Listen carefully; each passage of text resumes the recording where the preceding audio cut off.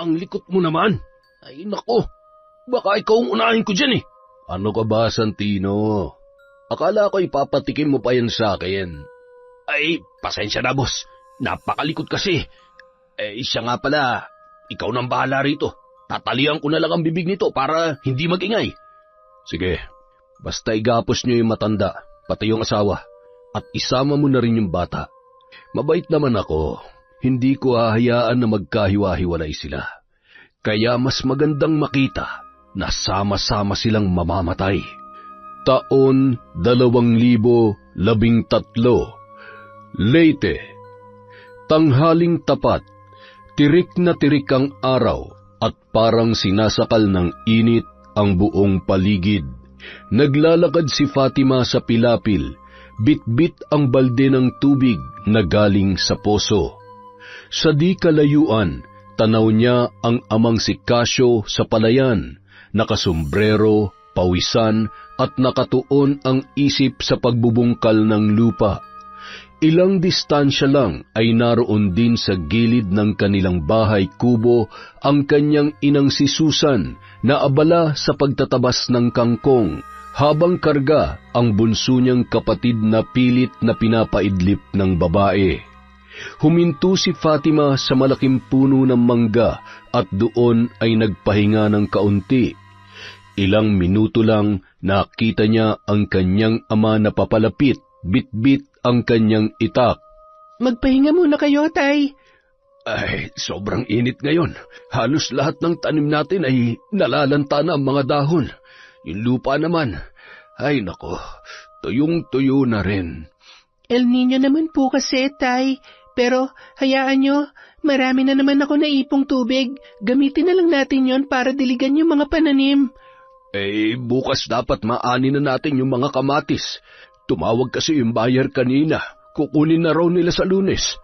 Parang kaunti lang yata ang may bibenta natin, Tay. Halos lahat ng kamatis, hindi maganda ang pagkakahinog. Yung iba naman, merong konting uod. Ay, pambihira. Pero hayaan mo na. May mapapakinabangan pa naman dyan. Ay, siya nga pala. Magluto ka ng saging at kamote para sa pananghalian natin. At saka, kunin mo muna yung kapatid mo at patulugin mo. Napahinto sa pag-uusap ang mag-ama nang marinig nilang may mga kalalakihan na naghahalakhakan papalapit. Yung bisita nyo kahapon, Tay, bumalik po ulit. Fatima, iwan mo muna ako at puntahan mo yung mama mo ron sa kubo. Sige na, kakausapin ko lamang ang mga ito. Hindi na umimik pa si Fatima at tumango na lamang. Bit-bit ang galon, naglakad siya patungo sa kanilang maliit na kubo. Hindi pa man siya nakakalayo ay sinulyapan niya ang kanyang ama na nakikipag-usap na sa isa sa mga kalalakihan.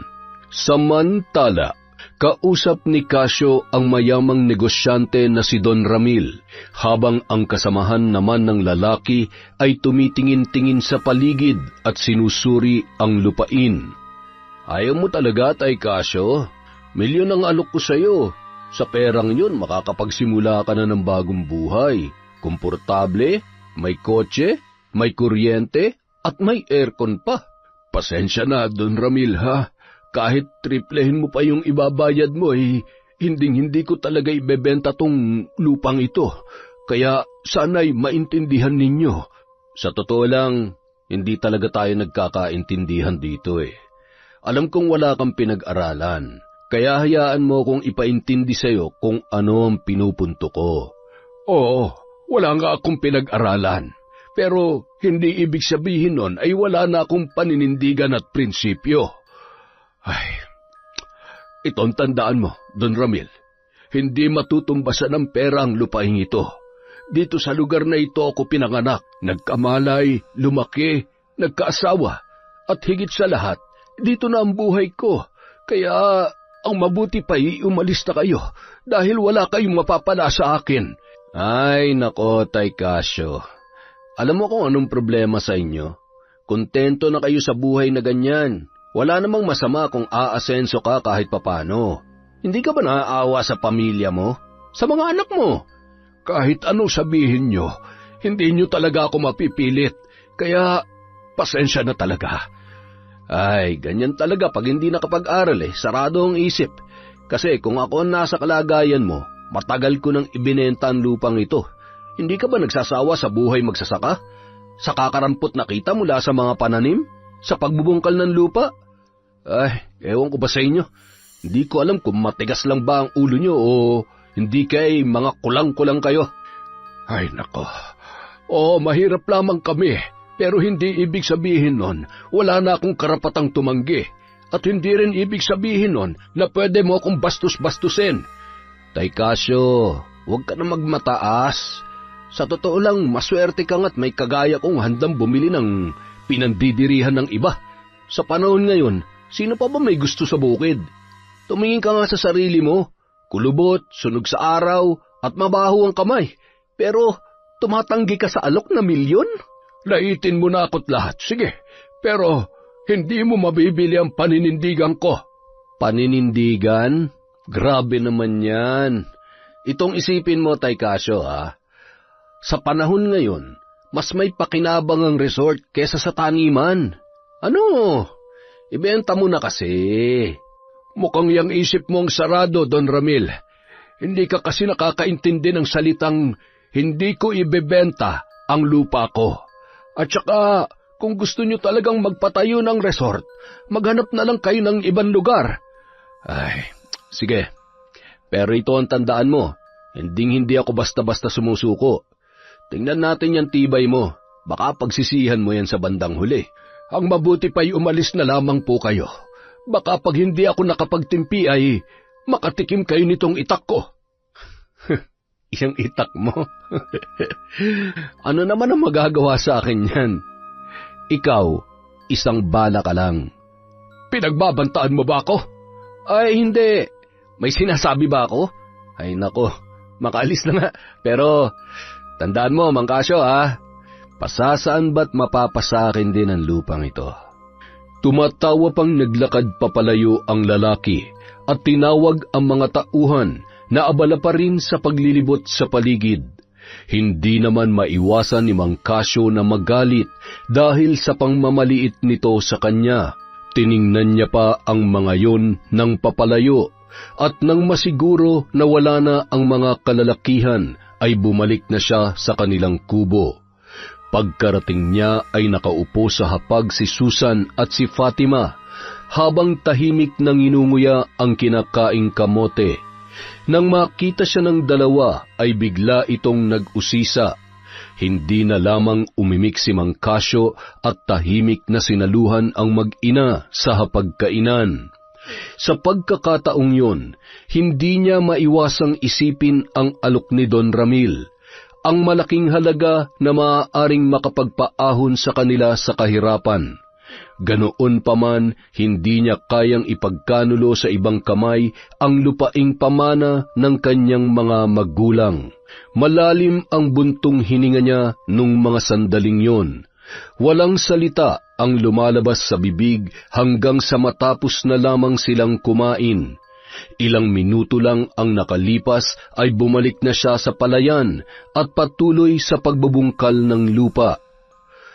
Kinagabihan, 8:00 na ay hindi pa rin pumapasok sa kubo si Mang Casio.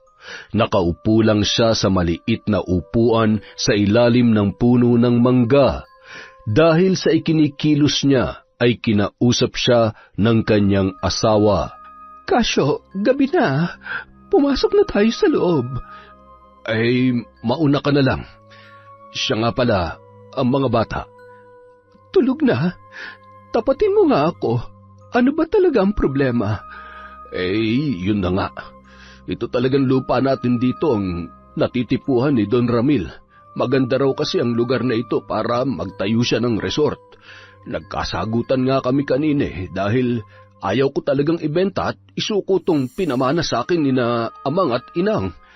Oh, tapos, bakit parang balisa ka?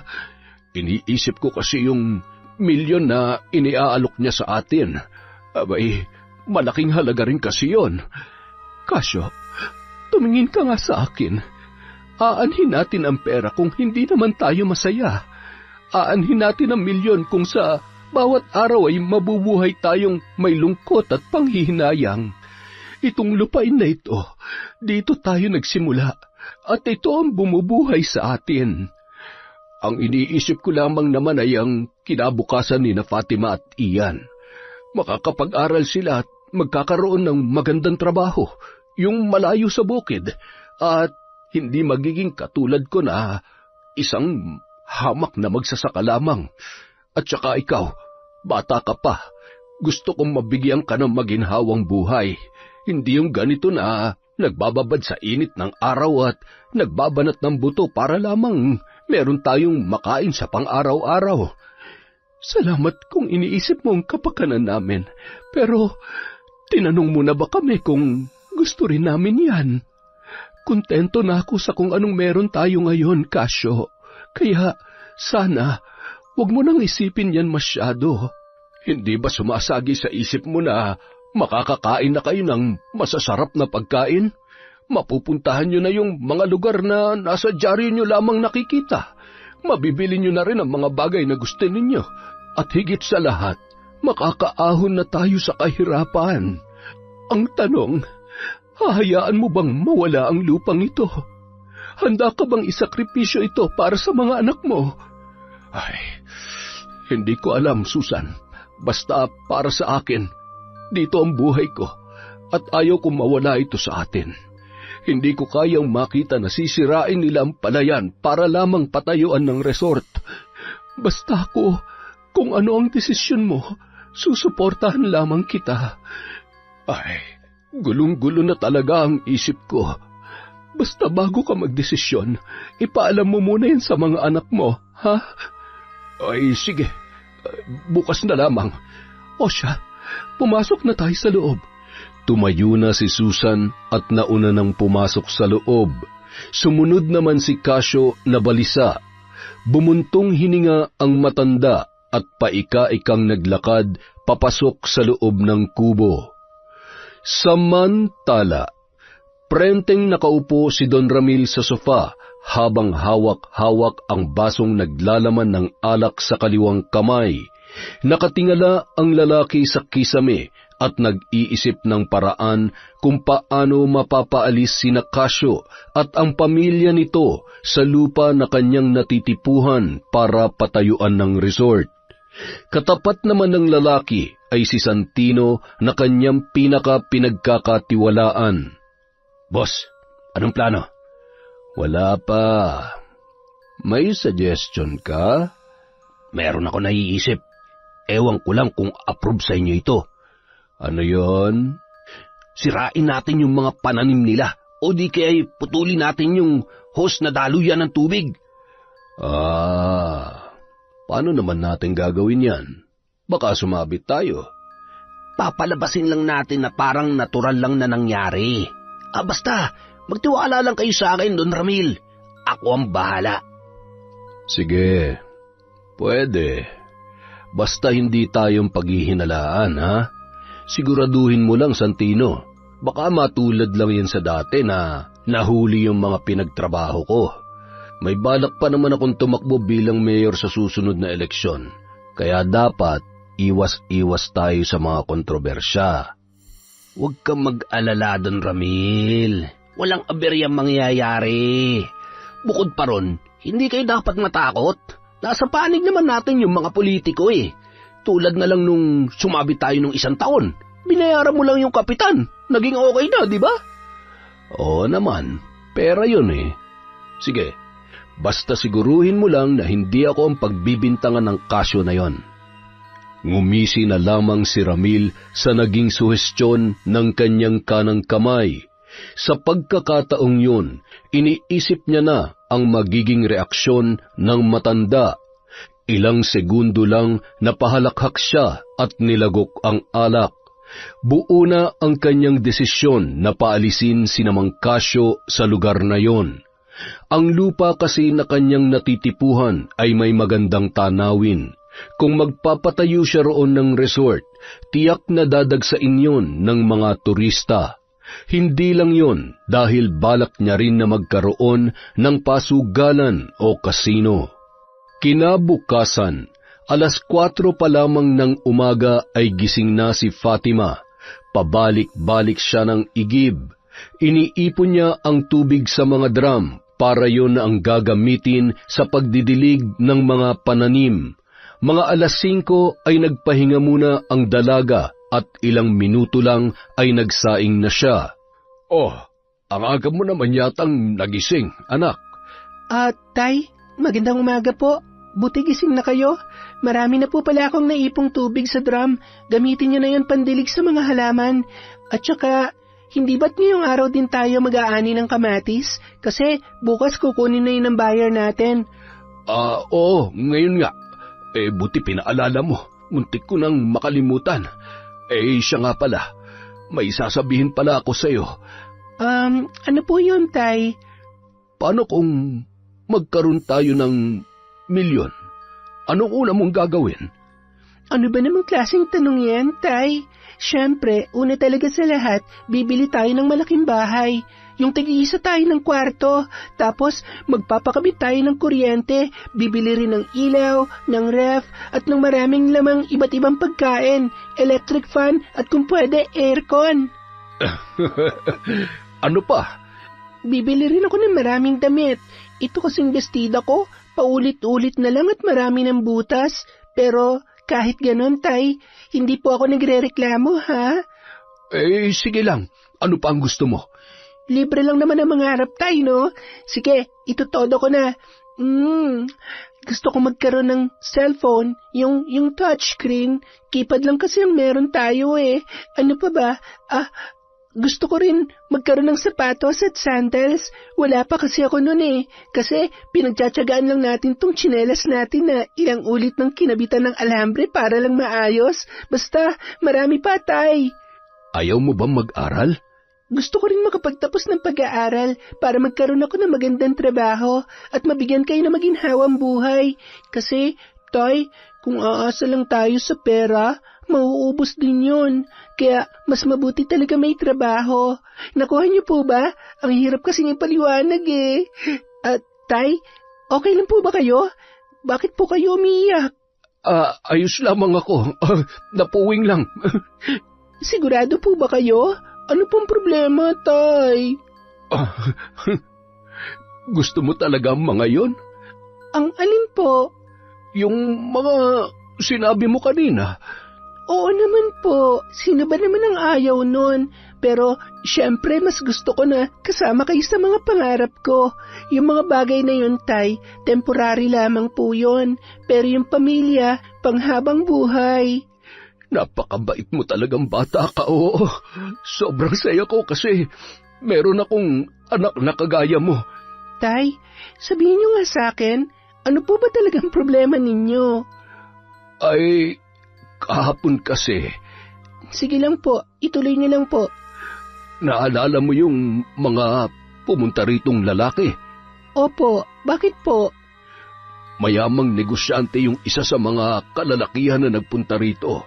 Si Don Ramil, gusto niyang bilhin tong lupa natin.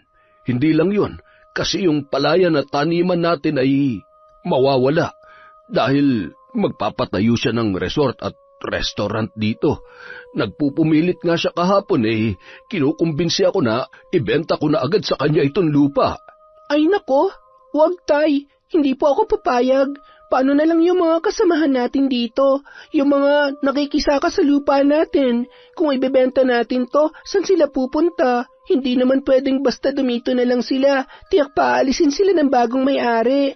Naisip ko nga rin yan. Pero ang inaalala ko ay kayo. Kayo ni Ian at ang mama mo. Magkakaroon kayo ng magandang buhay pag binenta ko itong lupa. Ayoko maging makasarili, Tay. Opo, magkakaroon kami ng maginhawang buhay, pero hindi naman natin pwedeng pabayaan na lang yung mga kasamahan natin dito. Kung isasama natin sila, tiyak ubos din yung milyon nyo. At saka, ayaw ko rin po. Sanay at kontento na ako sa buhay na meron tayo, Tay. Bukod pa ron, dito inilibing sina lolo at lola, kaya ayokong lumayo tayo at ipaubaya na lang sa kung sino ang lupang ito. Pero akala ko ba'y gusto mo ng malaking bahay, makapag-aral at magkaroon ng magandang trabaho? ayos na ako sa buhay natin dito, Tay. Matutupad mo mga pangarap mo pag nagkaroon tayo ng malaking pera. Ang pangarap ko lang naman, Tay, ay magkakasama tayong apat ni na Mama, si Ian, ikaw, at ako. Sapat na po yun, kasi para sa akin, ang tunay na kayamanan, hindi masusukat sa paramihan ng pera.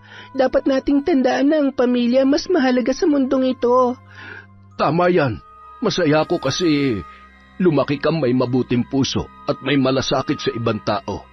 Kasi po, biniyayaan ako ng Panginoon ng mabubuting nanay at tatay. Ay nako, tambola pa itong batang ito ah. Ay sige na, tingnan mo nga kung luto na yan niluluto mo. Ay, opo, nakalimutan ko. Kayo kasi tayo eh. Oh, bakit ako? Napasarap kasi ang pakikipagdaldalan ko dahil sa inyo. Oy siya, sige, talo na ako sa'yo. Kaya sige na, tapusin mo na yan. Magdidilig lang ako ng mga pananim, ha? At saka, wag mong kalimutan na aanihin pa natin yung mga kamatis. Opo, Tay. Pagkatapos nito, susunod din po ako.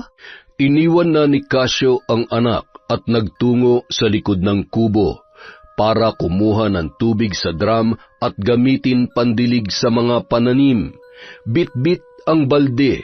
Dahan-dahang naglakad ang matanda sa taniman ng kamatis.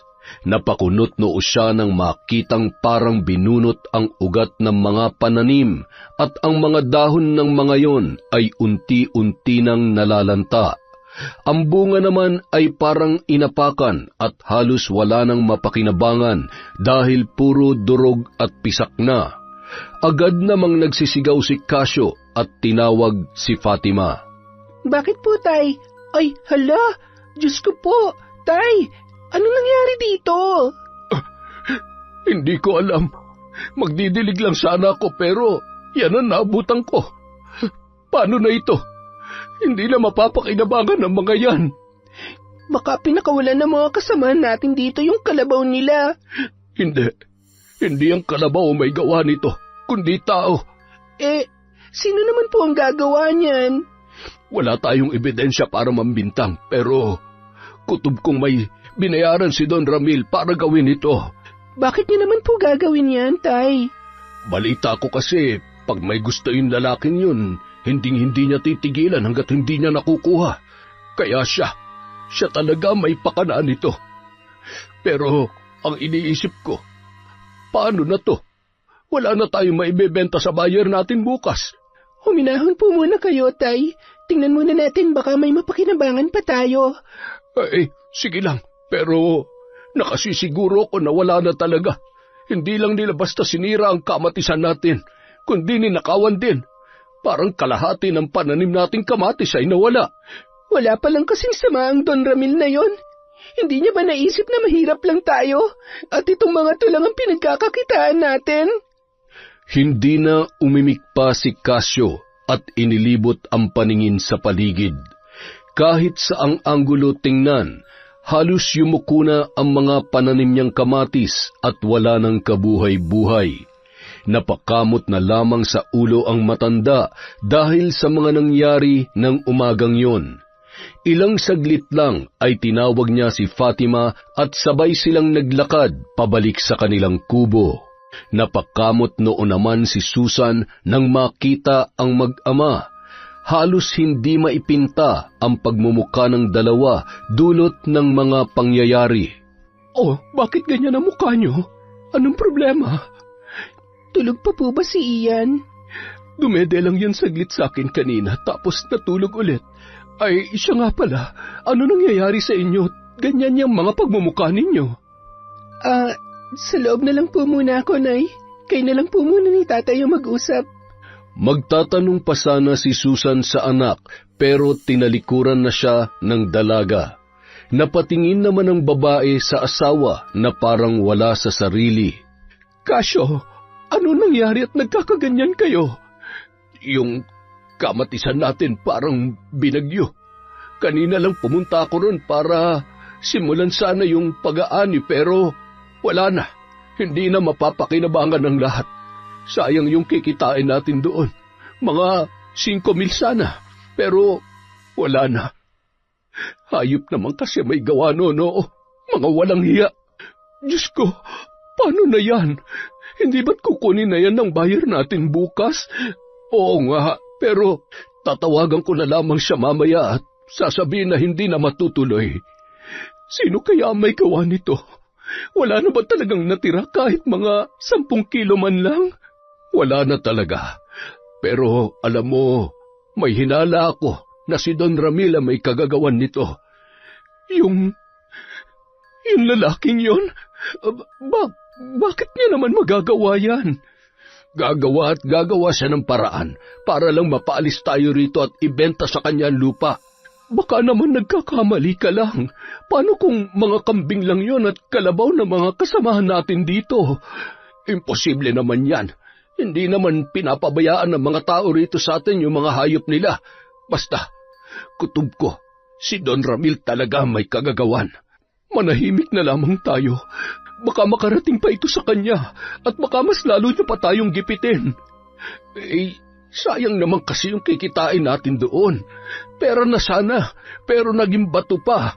Hayaan mo na. May mga mais pa naman tayong pwedeng pagkakitaan. Sa susunod na linggo, aanihin na rin natin yon. Sana lamang ay hindi na nila ulitin ang ginawa nila. Tahimik na lamang na umupo si Casio sa maliit na bangkito at malalim na bumuntong hininga. Ilang minuto lang ay tahimik silang nagsalo-salo ng agahan. Walang imikan hanggang sa matapos na lamang. Agad na nagtungo si Casio sa kamatisan at nilinis ang buong lugar. Nang magtatanghali na, ay tinawagan ng matanda ang buyer at kinansela ang pagbebenta nila ng mga kamatis na kanilang produkto. Kinagabihan, habang nakaupo sa maliit na upuan sa labas ng kubo si Fatima, ay napansin niyang parang may mga tao sa di kalayuan. 11:00 na ng gabi noon. Hindi makatulog ang dalaga kung kaya't lumabas siya at nagmuni-muni. Tulog na ang kanyang mga magulang nung mga oras na yon. Napatingin ulit siya sa may unahan dahil parang unti-unting lumalapit ang ilaw ng flashlight na dala ng kung sino man.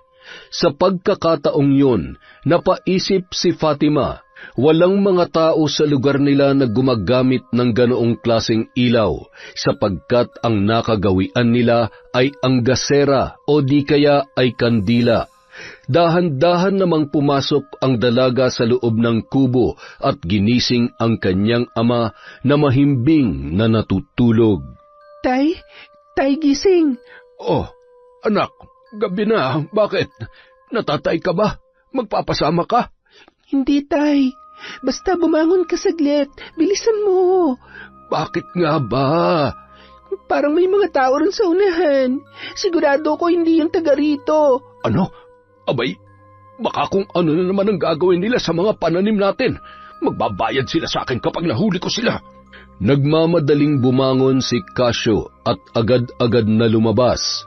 Kinuha niya ang itak at ang asarol. Galit siyang naglakad patungo sa kung saan makikita ang ilaw na nagmumula sa di kalayuan. Tay, teka lang saglit. Sama ko. Bakit sumunod ka pa? Ayaw ko naman na mag-isa ka lang dito, ano? Siya nga pala, dinala ko tong gasera para may ilaw tayo. Patayin mo yan. Baka mapansin nila tayo. Sinunod naman ng dalaga ang utos ng kanyang ama. Kahit gabi na, di naman madilim ang paligid dahil sa liwanag ng buwan. Tay, papalayo na yung ilaw. Ay, hindi. Nawala na. Ay, lintik. Nawala nga. Pero baka nandyan lang yon. Nagtatago. Aray! Ang sakit! Tay? Ano nangyayari sa inyo? Parang may naapakan yata akong mga matutulis na bagay. Agad na sinindihan ni Fatima ang gasera at itinutok yon sa paa ng kanyang ama. Napansin niya ang pagsirit ng dugo mula roon at kumalat yon sa paa ng matanda. Iginala naman ng dalaga ang ilaw sa paligid. Napansin niya roon ang maraming basag na bote na nagkalat at ang mga kinakalawang na pako. Sino kaya nagkalat ng mga basag na bote at pako dito? Gago yun dito pa talaga sa daan? Ang dami Grabe, balak ba nila tayong patayin? Napabuntong hininga na lamang si Fatima at tinanggal ang basag na bote na tumusok sa paa ng kanyang ama. Kinumbinsi ng dalaga ang matanda na bumalik na lamang sa kanilang kubo. Dahil ng mga oras na yon, kinakabahan na ang babae.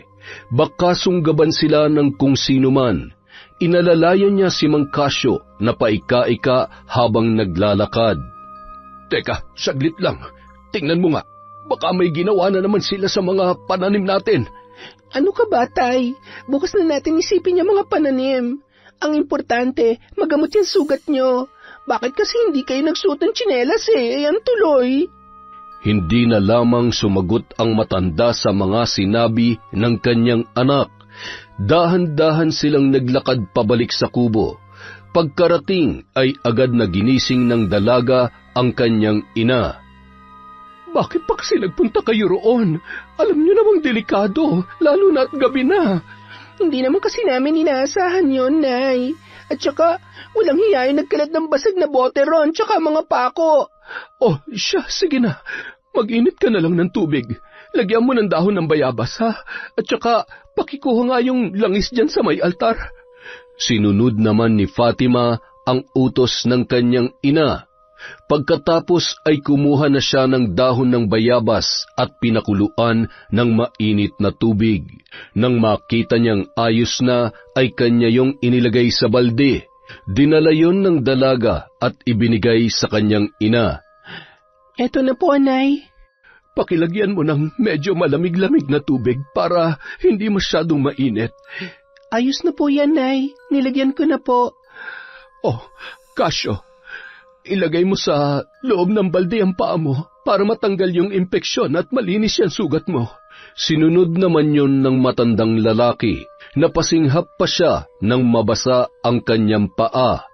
Malaki rin ang hiwa kaya hindi niya talaga mapigilang mapaungol dala ng hapdi. Ilang minuto lang ay natapos din kung kaya't natulog na ang pamilya. Kinabukasan, maagang gumising si Fatima upang libutin ang buong taniman. Nung mga oras na yon ay gusto niyang suriin ang paligid kung meron na naman bang mga pananim ang nasira. Wala namang kakaiba nangyayari dito. Salamat sa Diyos at maayos naman ang mga pananim namin. Bulong na lamang ng dalaga sa kanyang sarili. Nagmamadali naman siyang bumalik sa kubo upang ibalita sa kanyang mga magulang. Nay, nasan si tatay? Nandoon lang sa likod. Bakit? Kumusta? Anong balita? May nasira na naman ba? Yun nga, Nay Buti po wala. Nako, pag sinira na nila lahat, paano na lang kaya tayo? Sana naman hindi na nila ulitin yon. Mawawalan tayo ng pagkakakitaan sa mga pinaggagawa nila. Ay, siya nga pala. Kumuha ka nga rin ng okra at talong. Magluluto pa ako ng agahan natin. Sige po, Nay. Nang umalis si Fatima ay naiwang mag-isa si Susan. Napabuntong hininga ang babae nang marinig ang pag-iyak ng anak niyang si Ian. Kinuha niya ang bata at pinadede. Ilang minuto lang ang nakalipas ay pumasok naman sa loob ng kubo si Casio. Paika-ika pang naglakad ang matanda. Galit ang itsura nito at nakakuyom pa ang mga kamao. Hinahamon talaga ako ng Ramil na yan. Makikita niya ang hinahanap niya. Ano ba nangyayari sa'yo at galit na galit ka? Sinadya yung mga basag na bote at ang mga kalawanging bagay sa daan para mahirapan tayo sa pag-iigib ng tubig. Bukod pa roon, sabi sa akin ng kumpare kong si Sergio, pagkarating daw nila sa may poso, may nakita silang mga patay na manok. Yung iba pinugutan ng ulo at itinuhog pa ng pako ang leeg. At saka yung tubo sinira at sinemento raw, kaya ayun bumara. Binuhusan pa raw yata ng asido. Ay basta, yun yung kwento niya. Kaya ayun, inaayos pa nila. Kung hindi agad maaayos yun, baka wala na tayong tubig bukas. Totoo ba yan? Ay, Diyos ko naman. Ano na naman to nangyayari? Wala talagang puso ang Ramil na yon. Sigurado ko, siya may gawa ng lahat ng kamalasang nangyayari sa atin. Mamaya, pupuntahan ko siya ron sa kanila. Hindi porket mayaman siya ay ginaganito niya na lamang tayo. Hindi pwede yon. Huminahon ka nga muna. Ano ka ba? Wala tayong ebidensya. At saka, baka ikapahamak mo pa yan at baka mas lalo pang lumala ang sitwasyon natin. Ano ang gagawin natin? Hahayaan natin sila na pagmalupitan tayo? Ganun ba? Baka kung hindi tayo magsasalita ay mas lalo pa nila tayong gipitin. Hayaan mo na muna. Inaayos naman ng poso, hindi ba? Kaya wag mo nang pairalin yung galit mo. Hindi tayo dapat basta-basta mambibintang at baka ikapahamak mo pa yun. Mayayaman sila. Kasyo, anong laban natin doon? Sige, pero kapag may ginawa pa sila ulit, hindi ko na talaga palalampasin. Matapos yung sabihin ni Mang Kasyo, ay agad na siyang lumabas. Nagtungo siya sa likod ng kubo at doon ay nagpahangin. Samantala, sa mansyon naman ni Don Ramil, naroon ang kanyang mga tauhan na binayaran upang gipitin ang magsasakang si Mang Kasyo. Nakaupo silang dalawa ni Santino sa sofa habang ang ibang kalalakihan ay abala sa pakikipag-inuman. Ano nang sunod na plano, boss? Tumahimik lang muna tayo saglit. Hihinto tayo? Oo, mga ilang araw lang. Hindi naman kasi ako ganong kasama eh. Sandali lang, boss. Meron lang po akong tanong. Ano yun?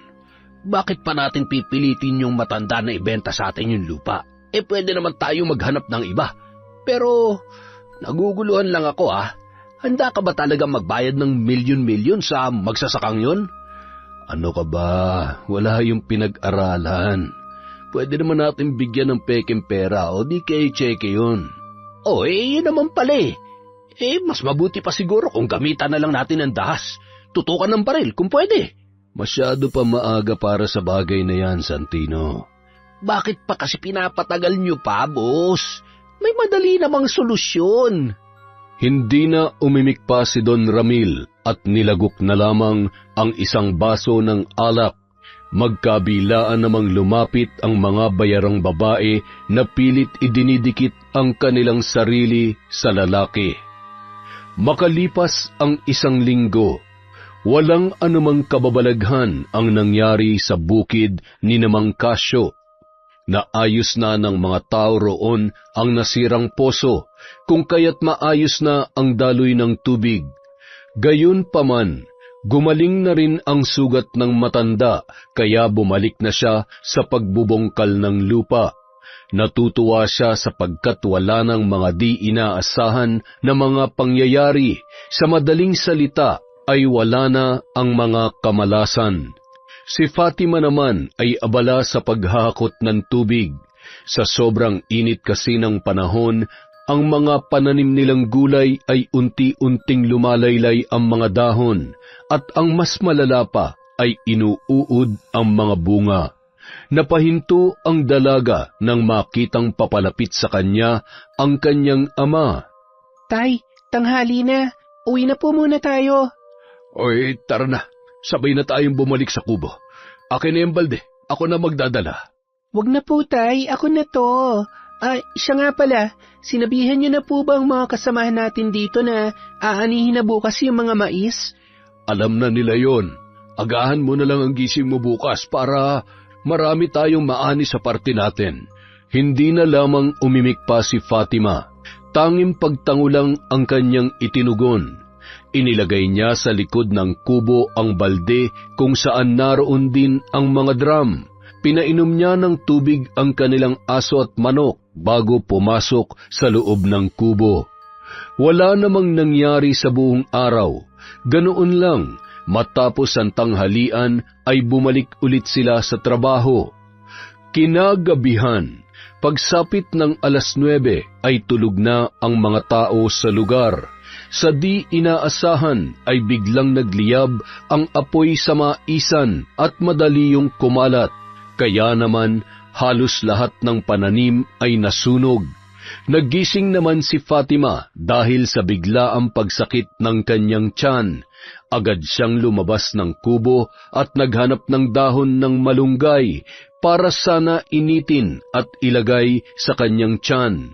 Pero laking gulat niya nang makita ang nasusunog na taniman, kaya naman bigla na lamang siyang nagsisigaw. Hindi alam ng dalaga kung ano ang kanyang gagawin nung mga sandaling yon. Tay! Nay! Diyos ko po! Gumising kayo! Dalihan niyo! Ay, ano ba nangyayari at nagsisisigaw ka? Anong... Hindi pwede! Nagmamadaling tinawag ng matanda ang mga kasamahan nila sa bukid. Ang mga tao'y nagtulong-tulong at nagpabalik-balik sa pagbuhos ng tubig para mapatay ang apoy. Hindi sapat ang tubig na kanilang pondo, kung kaya't ang iba ay nagtungo pa sa poso. Makalipas ang ilang oras, napatay na ang apoy, pero parang nawalan na sila ng pag-asa dahil halos ng mga pananim nila ay sunog na. Ang mga mais na aanihin sana kinabukasan ay bigla na lamang naging abo o di kaya naman ay tostado. Ilang sandali pa, nagsiuwian na sa kanya-kanyang mga kubo ang mga taong naroroon. Kasabay ng pagkalusaw ng mga pananim ay ang pagkatunaw naman ng kanilang pag-asa. Paano na to, Tay? Wala na. Wala na po ang lahat. Naubos na yung mga pananim natin. Sunog na po. Mga walang hiya, hayop sila. Hindi na nakontento. Pati hanap buhay natin dinamay nila. Walang kasing samayan Don Ramil na yan. Magbabayad siya. Tay, huminahon po kayo. Ang puso nyo. Paano ko hihinahon? Kita nyo naman, di ba? Hindi naman lalaki ng ganun ang apoy kung di nila sinabuyan nyo ng gasolina. Tay, saan kayo pupunta? Pupugutan ko ng legye Ramil na yan. Tay, bumalik ka rito. Nay, pigilan niyo po si tatay. Napakadelikado nun. Baka kung ano po mangyari sa kanya. Hindi umimik si Susan sa sinabi ng kanilang anak. Bagkus ay nanahimik lamang ang babae at hinayaan ng asawa na umalis. Ang dalaga naman ay gustong sundan ang kanyang ama, kaso nawala na ang matanda sa kanyang paningin. Samantala, nakangiting sinalubong ni Santino ang among si Ramil na kararating lamang. "Oh, Santino, abay, may good news ka ba? Laki ng ngiti natin ah. Ano balita?" Napakagandang balita, bossing. Alam mo ba, binuhusan namin ng gasolina ang mga pananim nila ron. Kaya ayun, naging impyerno ang lugar. Pagkatapos namin masiguro na sunog na, tsaka kami umuwi rito.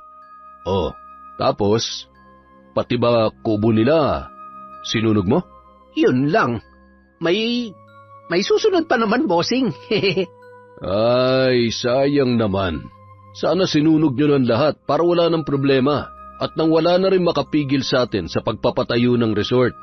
Ay nako talaga, pagod na ako sa mga taong yan, lalo na dun sa mangkasyo na yon. Ang tibay, tagal sumuko. Sabi ko naman sa inyo bakit pinatatagal nyo pa? Biglang napahinto ang dalawa nang may narinig silang sumisigaw sa labas ng gate. Galit na galit ang boses at parang hinahamon pa sila ng patayan. Nagmamadaling lumabas si Ramil, bit-bit ang kanyang baril. "Hoy, matanda! Ano bang kailangan mo't nag-iskandalo ka rito, ha? Ano nag-iskandalo? Hoy, Ramil! Walang hiya kang hayop ka! Gahaman ka talaga! Napakasama mong demonyo ka! Wala kang kasing sama!" Grabe! High blood mo naman, tanda. Ano bang ginawa ko sa'yo't parang aatakihin ka na dyan? Handa ako makipagpatayan sa'yong buwisit ka. Pero ito ang tandaan mo. Hindi mo makukuha sa akin ang lupa ko. Oh, tapos?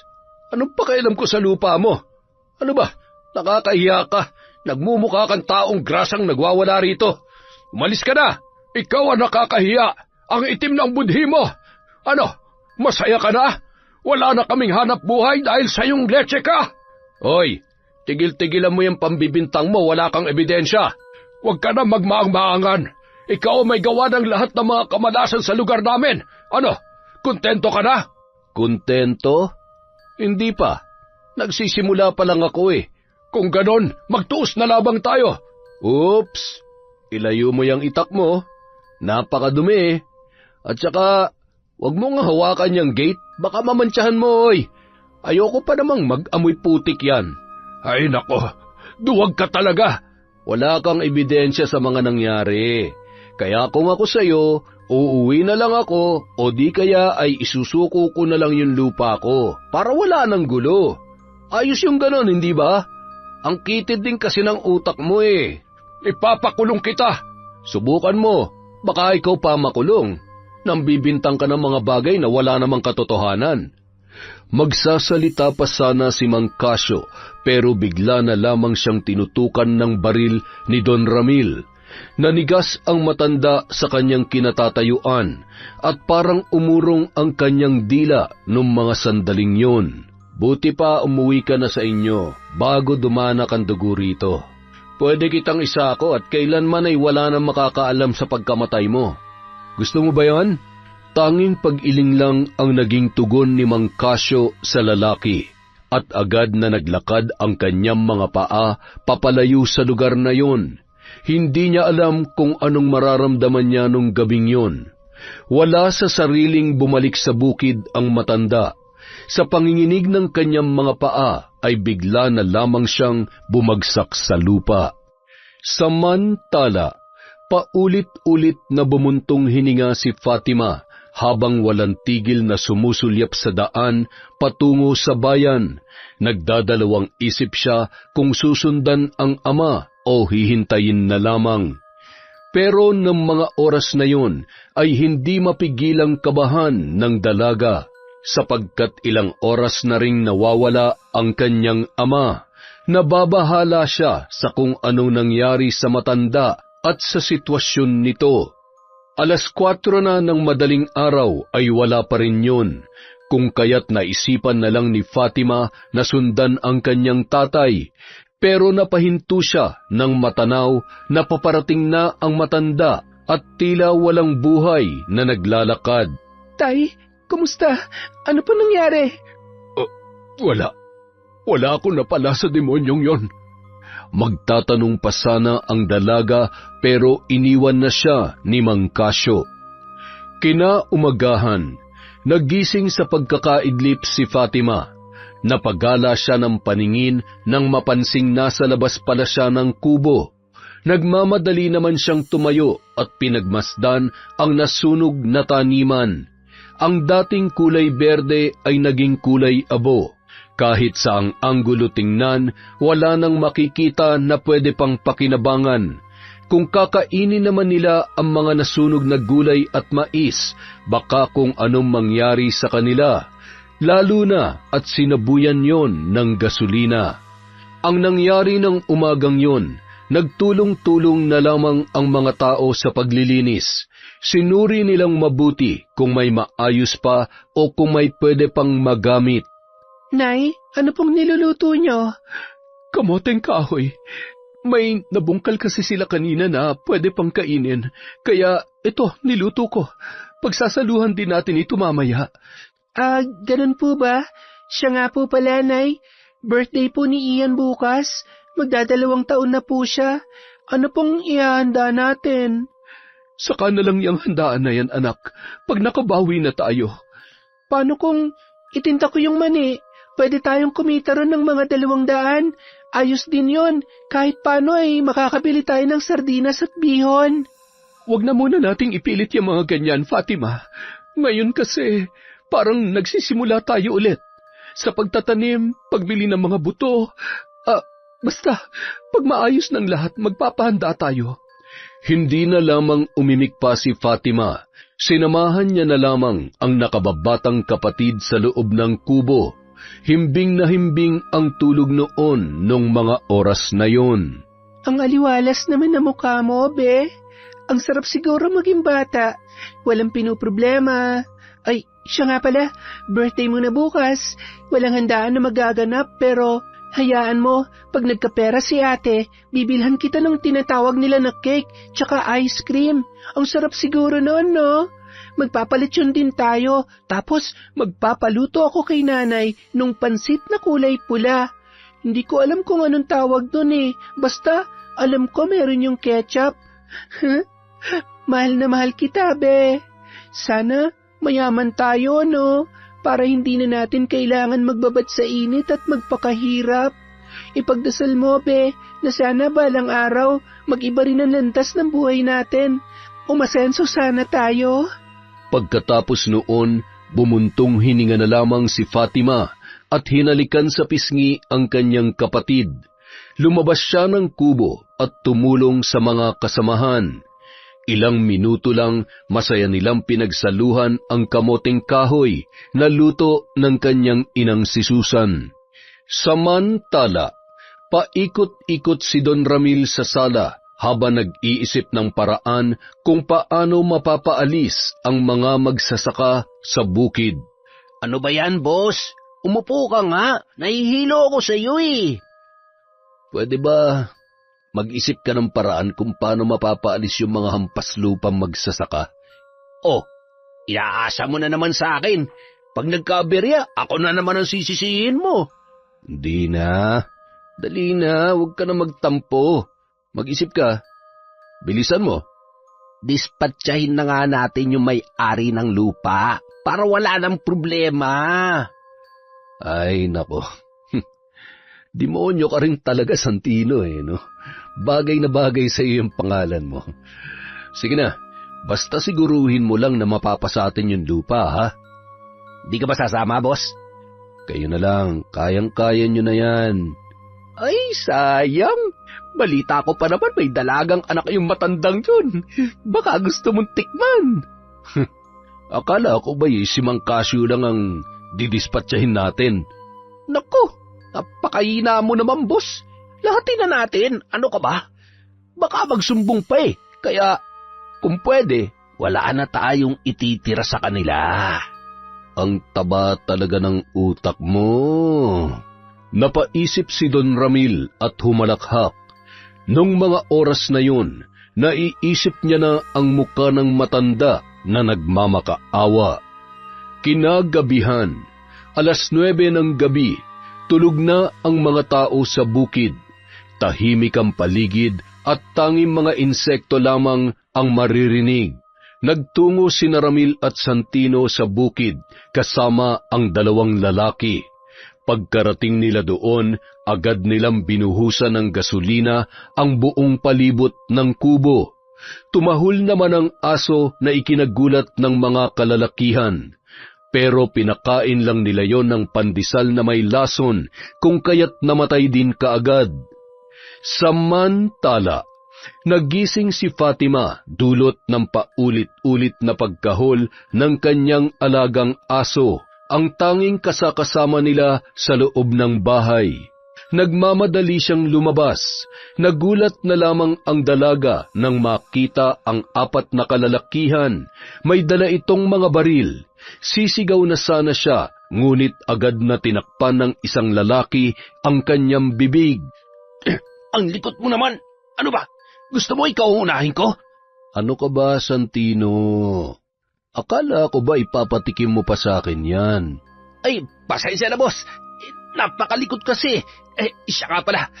Ikaw na bahala rito. Tatalian ko na lang ang bibig nito para hindi mag-ingay. Sige, basta igapos niyo yung matanda, pati na rin yung asawa. At isama mo na rin yung bata. Mabait pa naman ako. Hindi ko hahaya magkahiwa-hiwalay sila. Kaya mas magandang makita na sama-sama silang mamamatay. Nagulat na lamang si Fatima sa kanyang mga narinig. Kahit na anong gawin niya ay hindi niya kayang kumawala. Tinalian ang kanyang bibig kung kaya't walang lumalabas na boses doon. Ang 2 kalalakihan at si Santino ay pumasok sa loob, habang si Don Ramil naman ay naiwan sa dalaga. Pinagmasdan niyang mabuti ang hubog ng katawan ni Fatima at sa pagkakataong yun ay unti-unti na niyang hinimas-himas ang babae. Ilang minuto lang, napahinto siya dahil sa ingay na nagmumula sa loob ng kubo. Ayos na, boss. Tinalian ko na. Hindi na makakawala yung mga yon.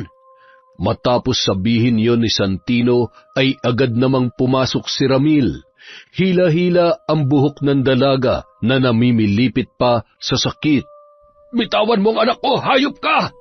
Ano ba naman to, Santino? Bakit hindi mo naman tinakpan ang bibig niyan? Ano bang kailangan mo? Gagawin ko na, basta pakawalan mo lamang ang asawa at anak ko. Oh, di pakawalan. Pero, sa isang kondisyon. Ano yon? Parang awa mo na. Huwag mong inamay dito ang pamilya ko. Saan mo nilagay ang titulo ng lupa? Akin na. Nasa... Saan? Sasabihin mo, babarilin ko yung asawa mo. Diyan sa may karton sa likuran mo. Nasa ilalim niyan. Kunin mo, Santino. Ano? Ayos na ba yun? Pakakawalan mo na ba kami, Don Ramil? Boss, eto na. Oh, ayan na. Nasa iyo na. Kaya, ang mabuti pa, pakawalan mo na kami rito. Hindi pa tayo tapos, tanda. Pirmahan mo muna to. Nanginginig ang kamay na tinanggap ni Mang Casio ang papeles na inaabot sa kanya ni Don Ramil. Hindi niya na binasa ang kasulatan, bagkus ay nanlalamig ang kanyang katawan dahil sa mga baril na nakatutok sa kanila. Matapos mapirmahan ay agad niya yung ibinalik kay Ramil na nakangisi. Okay na to. Sige na, talian niyo ng bibig niyan. Ano?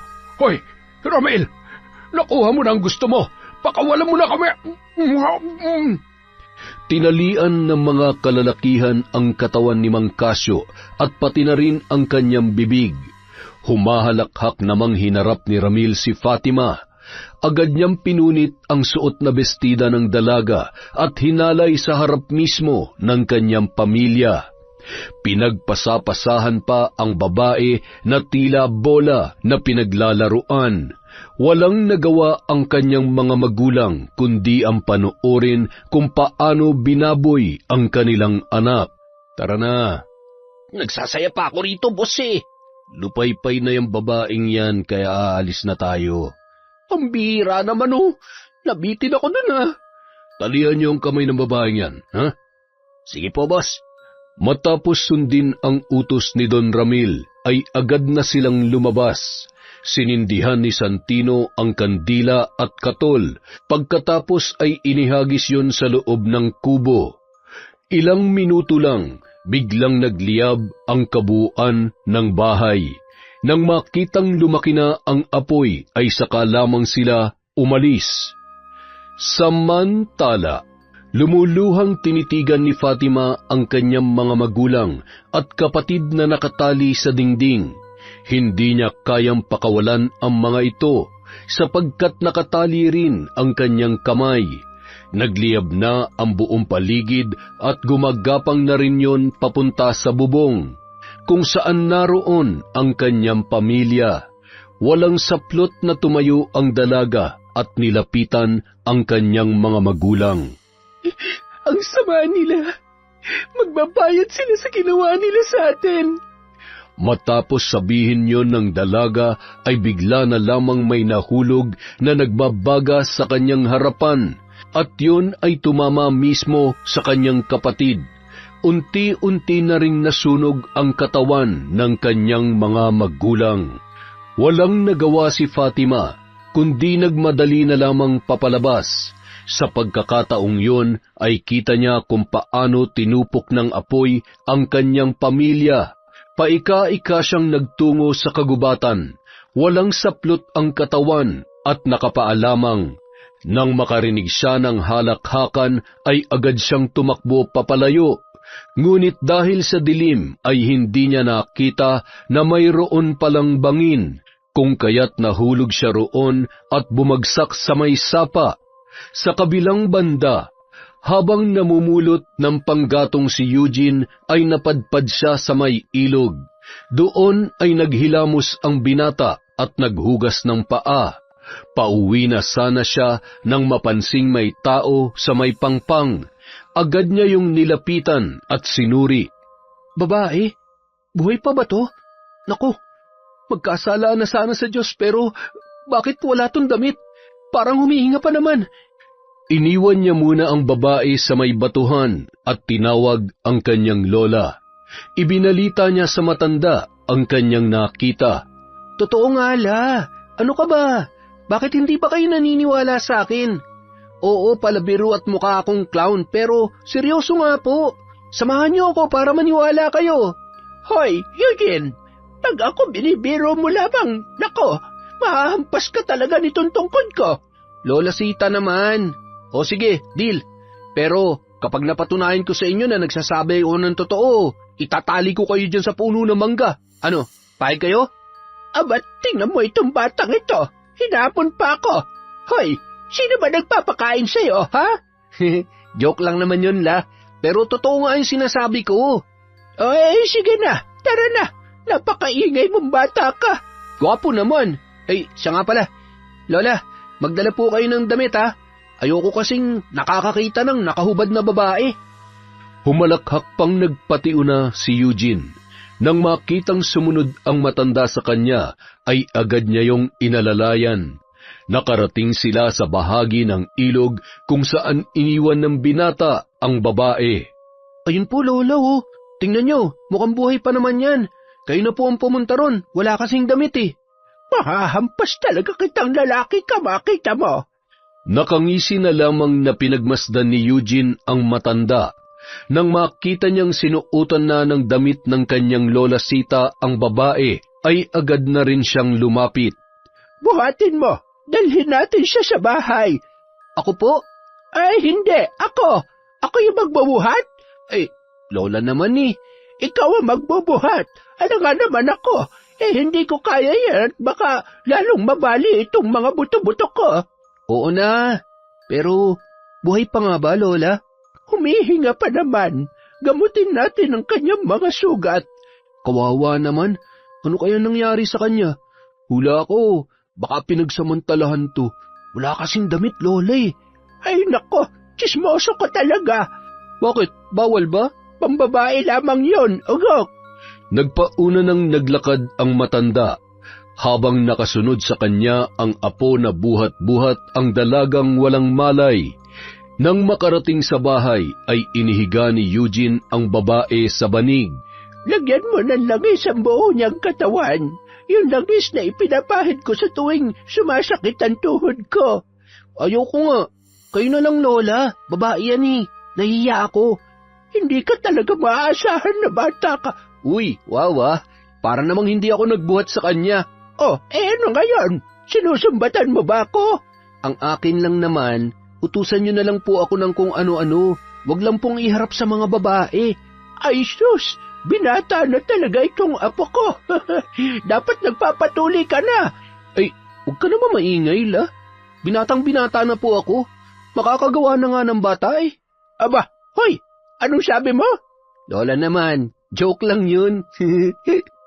Humalakhak naman si Eugene sa naging reaksyon ng matanda. Hindi niya mapigilang matuwa sa tuwing napipikon si Lola Sita. Samantala, nagising si Fatima dala ng ingay sa kanyang paligid. Pagmulat niya ng kanyang mga mata ay iginala niya ang kanyang paningin. Nagising na po. Abay, ang ingay mo kasi. Oh, Iha, naririnig mo ba kami? Bingyata, Lola eh. Itiko mo nga yung bibig mo. Wala nang lumalabas na tama dyan. Grabe talaga kayo sa akin. Sabi nang tumahimik ka dyan eh. Iha, naririnig mo ba kami? Sumagot ka naman. Ako na nga, Lola. Tumabi ka nga dyan. Ay, hello, miss. Hi. Gwapo ba ako? Sumagot ka ng oo. Ay, nako. Wala ka talagang kwentang magsalita.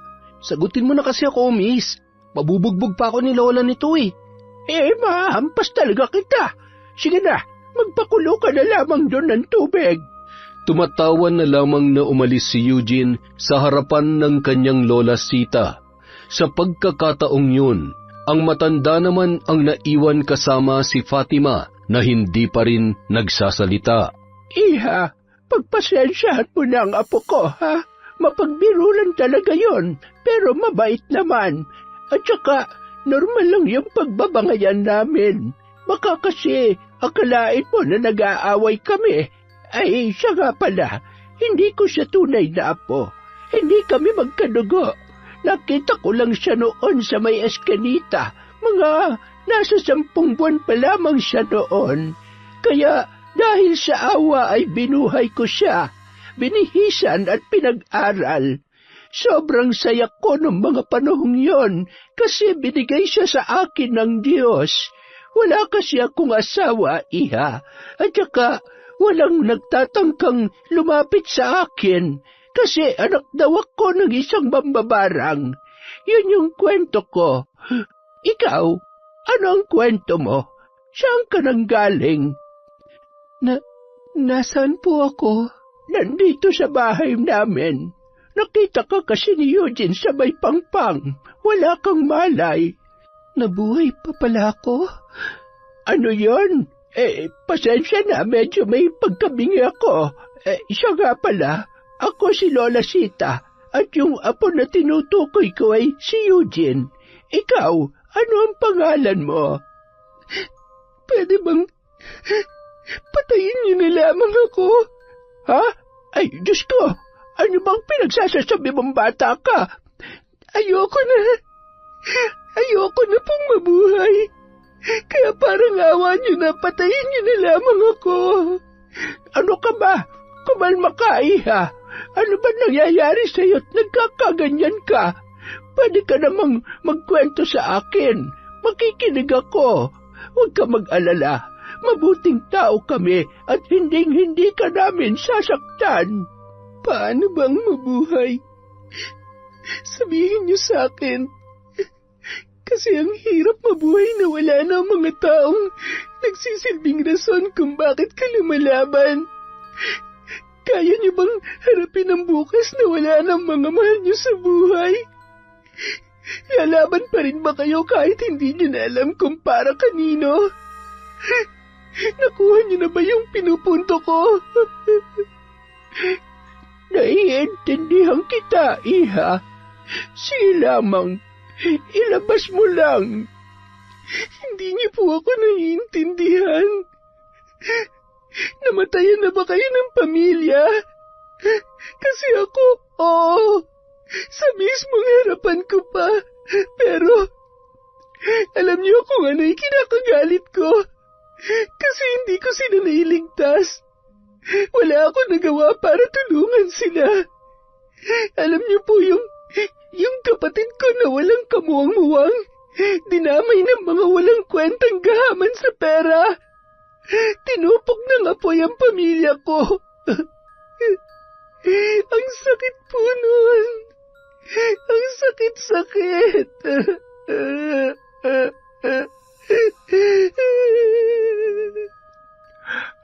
Hala, sige lamang. Ilabas mo lamang, iha. Nandito lamang ako. Anong petsa na po ba ngayon? Hunyo 14. Bakit? 2 araw na pala mula nung mangyari yun. At saka, kahapon po ang birthday ng kapatid ko. Ano ba nangyari? Ikwento mo ang lahat sa akin. Umiiyak na ikinuwento ni Fatima ang kalunos-lunos na pangyayari sa kanyang pamilya. Nung mga oras na yun ay hindi naman mapigilang mapaluha ng matanda sapagkat ang dalagang kanyang kaharap ay naranasan ang isang delubyo sa murang edad pa lamang. Mainit na po yung tubig. Ay, wala. Sorry po sa istorbo. Ipaghanda mo siya ng makakain doon.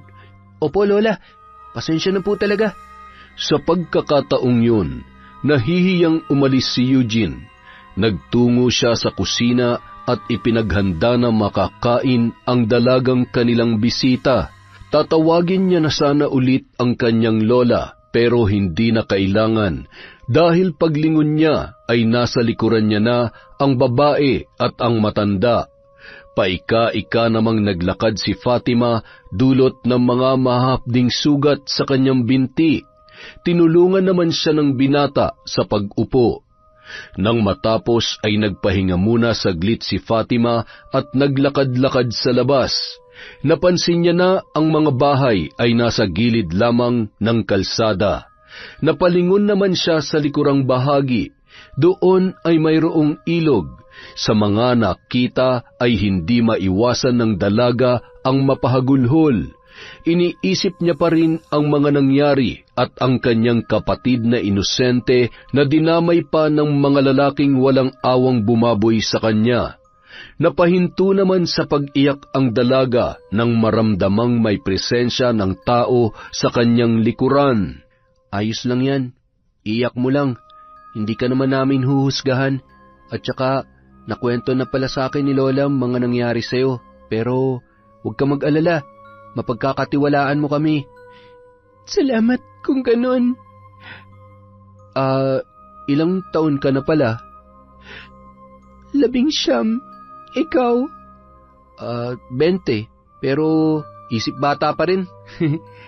Siya nga pala, huwag ka na malungkot. Siguro may rason kung bakit ka nabuhay.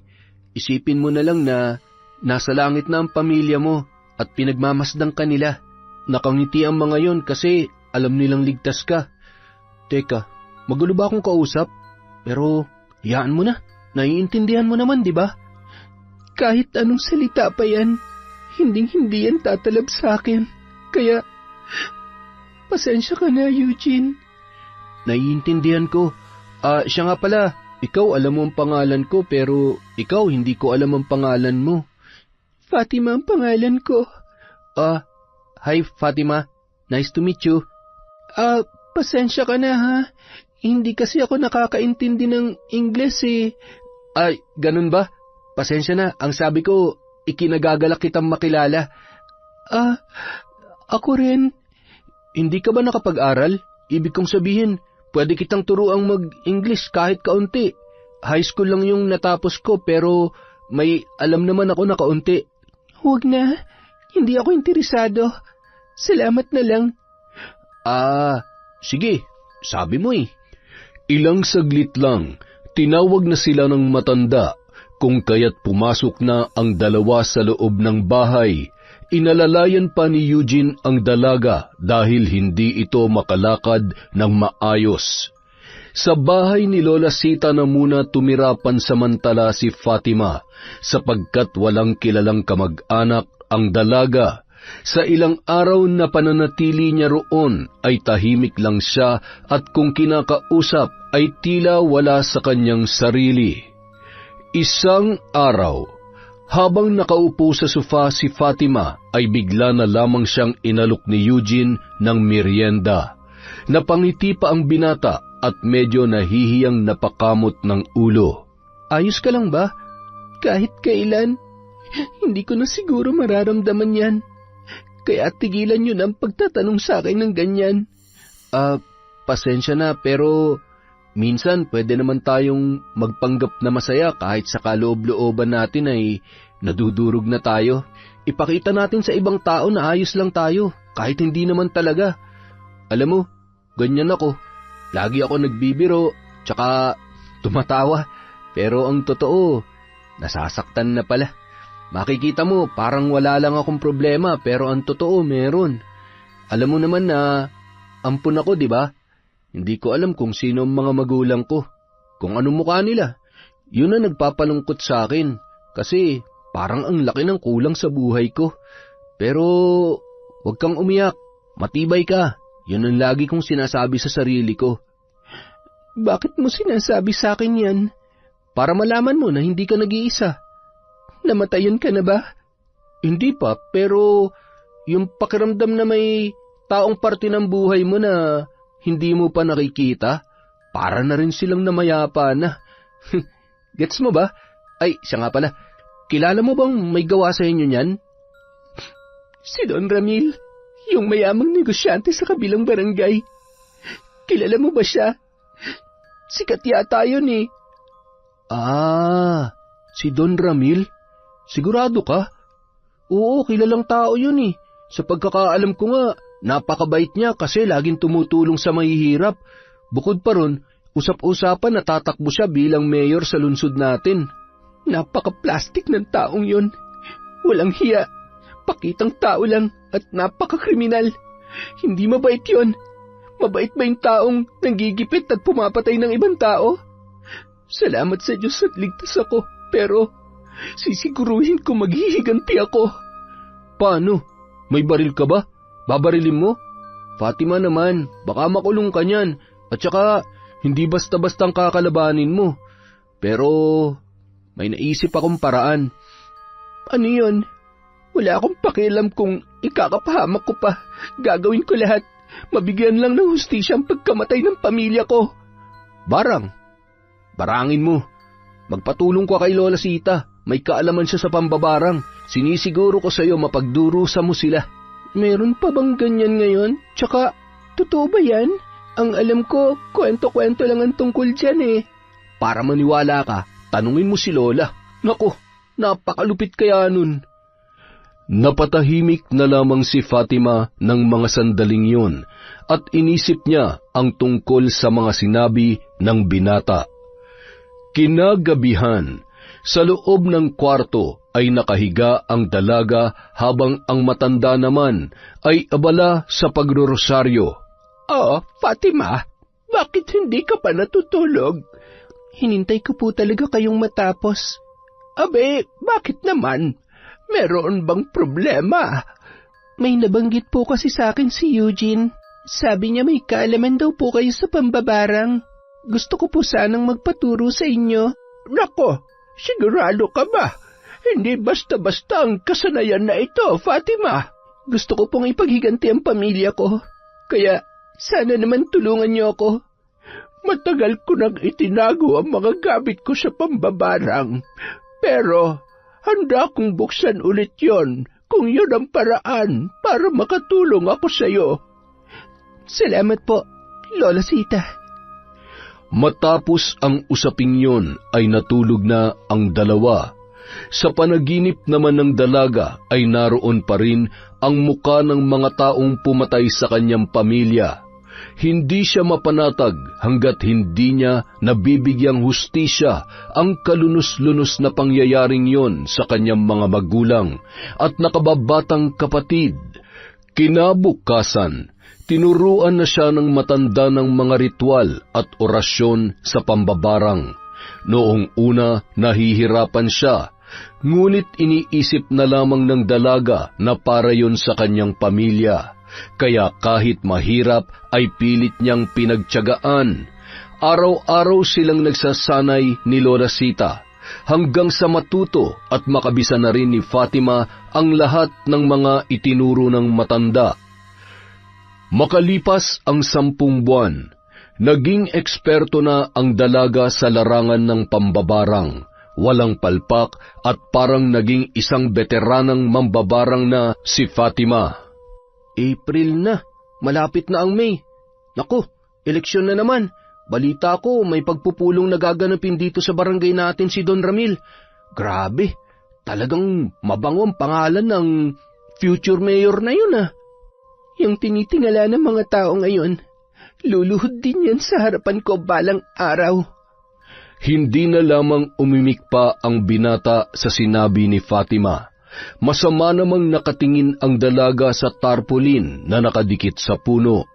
Mukha yun ni Don Ramil. Malapad pa ang ngiti ng lalaki habang naka-thumbs up. Kinagabihan, 8:00 ay nakarating na si Fatima sa harapan ng mansyon ni Don Ramil. Doon ay nagkubli siya sa may damuhan at pinagmasdan ang bawat taong naglalabas-masok sa malaking bahay. Ilang minuto lang ay may mga kalalakihang lumabas sa van. Sinuri ng dalaga ang mga mukha noon. May 2 pang lalaki na nahuli at lasing na naghahalakhakan. Ilang ulit yung pinagmasdan ni Fatima at napagtanto niya na yon ang 2 sa mga kalalakihan na bumaboy sa kanya. Mga hayop kayo! Akala niyo ba makakalimutan kayo mga pagmumukha ninyo? Hinding-hindi. Nag-usal ng ritual ang dalaga bago inilabas sa kanyang bulsa ang isang itim na paru-paro. Nilukot niya yon at pinisa hanggang sa maging pinong-pino. Pagkatapos ay hinipan sa hangin. Nang bumagsak yon sa lupa ay naging ipis, uod at mga maliliit na ahas. Dumami ang mga yon hanggang sa napalibutan na ang dalawang lalaki. Magsasalita pa sana ang isa, ngunit bigla na lamang lumabas sa bibig nito ang itim na balahibo at ang mga alupihan. Sa gulat naman ng isa ay agad siyang nagsisigaw, ngunit lumabas din sa kanyang bibig ang isang makamandag na alakdan. Hindi lang yun, sapagkat bigla na lamang silang napahawak sa kanilang pribadong bahagi ng katawan. Sa hindi inaasahan ay biglang pumutok ang kanilang ari at nagsilabasan ang mga uod. Napangisi na lamang si Fatima sa mga nangyari. Kitang-kita niya kung paano humandusay ang dalawa. Pagkatapos niyang masaksihan yon ay agad na siyang umuwi. Tumba na yung dalawa. Ay nako, wala naman pala mga binatbat. Pero meron pang dalawa, Fatima. Samantala, nagulat na lamang si Don Ramil sa ibinalita sa kanya ni Santino, ang tungkol sa di makataong pagpatay sa kanyang 2 tauhan. Halos hindi na makilala ang 2 lalaki sapagkat ang mga mukha nito ay inuuod na. Sinong may kagagawan nun, Santino? Hindi ko alam, Don Ramil. Naku, kung nakita mo lang, masusuka ka talaga. Ang malala pa, pumutok daw yung mga ano nila. Baka naman naengkanto. Kung saan-saan kasi nila tinututok yung ano nila Basta ako, naduduwal ako nung makita ko yung pagmumukha nila, bossing. Huwag mo nang banggitin at baka mangyari pa yun sa'yo. Ay nako, huwag naman po sana. Napahalakhak na lamang ang dalawa sa usaping yun. Ilang minuto lang ay pinag-usapan na nila ang tungkol sa patapos na resort na ipinapatayo nila sa bukid. Kinabukasan, habang nagmamaneho ng kotse si Santino ay bigla na lamang siyang napahinto nang makita ang pamilyar na muka ng isang dalaga. Nakangiti pa yun sa kanya at tila diwata ang kagandahan. Napalunuklaway ang lalaki ng mga sandaling yun. Lalabas na sana siya para lapitan ang babae, ngunit sa hindi inaasahan ay hindi bumukas ang pintuan. Leche, bakit ayaw mong bumukas? Sa kabilang banda, tumatawa namang nilapitan ni Fatima ang lalaking kunot na kunot ang noo sa inis sapagkat hindi nito mabuksan ang pinto ng kanyang kotse. Nang makalapit ang dalaga ay agad niyang binunutan ng 3 buhok si Santino. Aray, bakit mo binunot ang buhok ko, miss? Siya nga pala, pwede mo ba akong tulungan? Hindi ko kasi mabuksan tong pinto Bakit ko naman gagawin yon? Teka, magkakilala ba tayo? Ulyanin ka na pala. Sa ganda kong to, hindi mo ako maalala? Grabe ka naman. Sino ka ba? Anak ako ng isang magsasaka.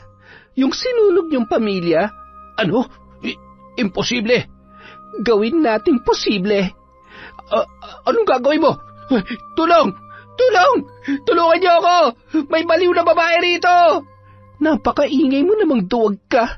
Sino bang tinatawag mo? Wala namang tao sa paligid.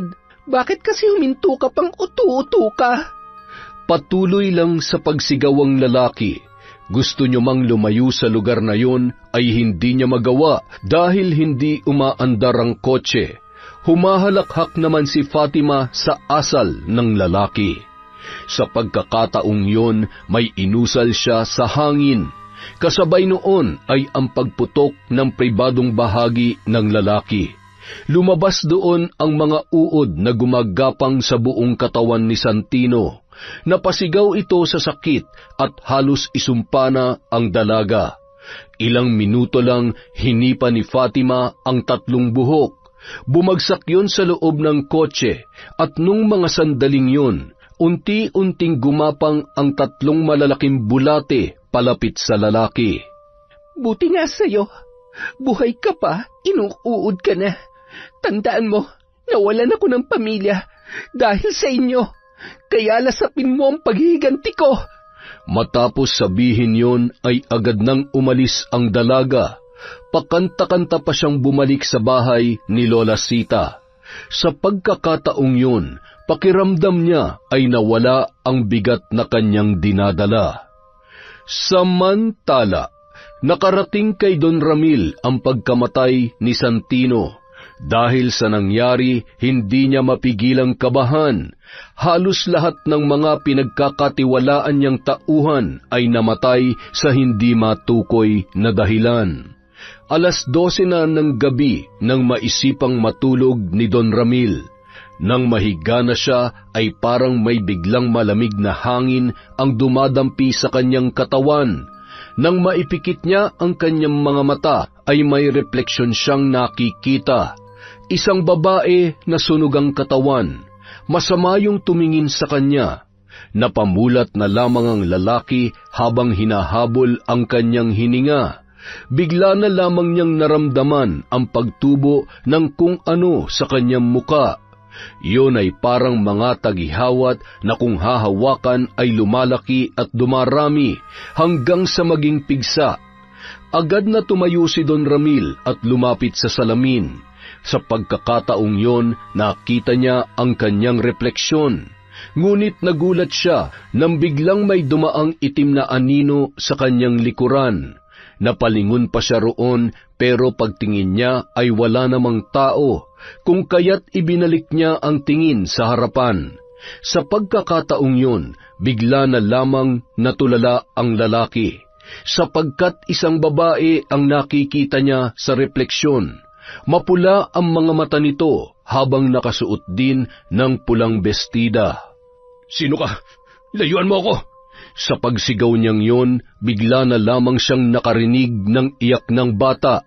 Unti-unti yung lumalapit at lumalakas. Sa takot ni Don Ramil, agad siyang nagtalukbong ng kumot at pilit na pinapatulog ang sarili. Kahit makati at masakit ang mga tumutubong kung ano-ano sa kanyang katawan. Sa kabilang banda, nakaupo si Fatima sa hapag habang nakapikit ang mga mata. May mga inuusal siyang ritual nung mga sandaling yun. Sa sahig, naroon ang tarpaulin ni Don Ramil.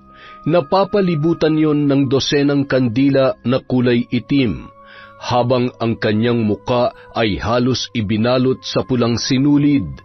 Hindi pa kita papatayin. Magdurusa ka munang demonyo ka.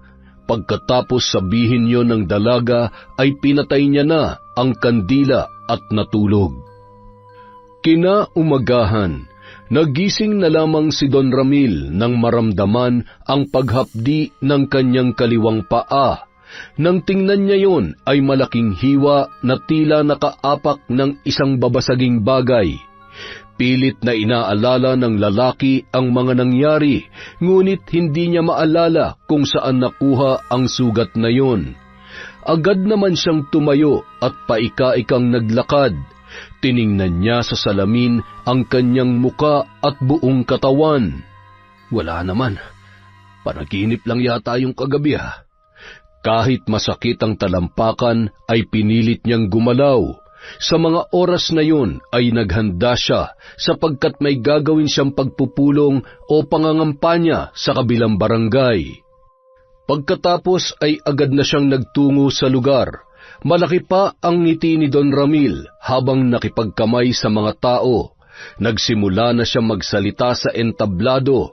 Sa pagkakataong yun, puro proyekto nito ang bukang bibig. Ngunit sa di inaasahang pagkakataon ay bigla na lamang siyang napahinto nang makita sa kalagitnaan ng mga tao ang isang babae na pula ang mata at nakasuot ng pulang bestida. Pilit niyang pinapakalma ang kanyang sarili, ngunit dahil sa alindog ng naturang babae ay parang hinihigop ang kanyang enerhiya. Biglang nabitawan ni Don Ramil ang mikropono, dahilan ng pagkagulat ng mga tao. Ilang minuto lang ang nakalipas ay napaupo siya nang maramdaman ang pagsakit ng pribadong bahagi ng kanyang katawan. Napatingin naman siya sa babae, ngunit wala na yun doon. Nakarinig naman ng iyak ng bata ang lalaki. Lumalakas yun na parang sinisira ang kanyang pandinig. Pagkatapos ay may biglang gumapang na uod sa kanyang katawan. Dumadami yun dahilan ng pagsigaw ni Don Ramil. Ha? Ano to? Tulong! Tulungan niyo ako! Napakunot na lamang ng noo ang mga tao na nakasaksi sa ikinikilos ng lalaki. Sa pagkakataong yon, para na siyang baliw na pinapagpagan ng sarili at tila may inaapakan. Walang nakikitang kung ano ang mga tao, kung kaya't naguguluhan sila kung bakit nagkakaganoon ang Don. Samantala, nakapikit ang mga matang inuusal ni Fatima ang mga orasyon. Sa kanyang harapan, naroon ang palangganang naglalaman ng mainit na tubig, habang sa loob noon ay ang tarpaulin ng lalaki na pinunit-punit. Pinalibutan din yon ng babae ng mga itim na kandila. Lumiliyab yon sa tuwing sisigaw siya sa hangin ng mga dasal. Wala namang kwenta kung papatayin kita. Kaya, dahil mabait ako, mabubuhay ka pa.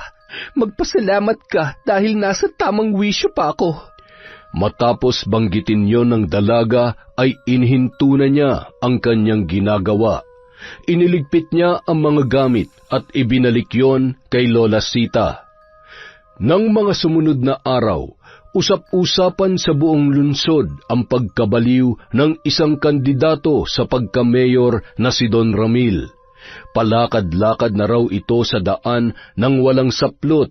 Sumisigaw ng tulong ang lalaki dahil maraming mga gumagapang na insekto sa kanyang katawan. Ngunit wala namang nakikita ang mga tao. Bukod pa ron, may mga boses daw siyang naririnig, at dahil sa kanyang ikinikilos ay natalo na siya sa eleksyon. Samantala, habang nagpapahangin sa likod ng bahay si Fatima, ay bigla na lamang siyang nakaramdam ng presensya ng tao sa kanyang likuran. Oh, Eugene, ikaw lang pala. Tapos na. Okay na. Naipagiganti mo ng pamilya mo. Kaya, buti pa, ibaon mo na sa limot ang lahat at magsimula ka na ng bagong buhay. Ang hirap talagang mabuhay, lalo na kung ang mga taong rason kung bakit gusto mong mabuhay ay wala na. Alam ko yung pakiramdam na yan, pero nandito kami ni Lola. Pwede mo kami maging pamilya. Salamat, Eugene. Lagi mong tandaan na kahit hindi tayo magkadugo ay pamilya pa rin tayo. Pamilya sa puso, kumbaga. Matapos sabihin yon ng binata ay tumahimik na si Fatima. Iniisip niya ang mga pangyayari at ang lahat ng kanyang mga pinagdaanan.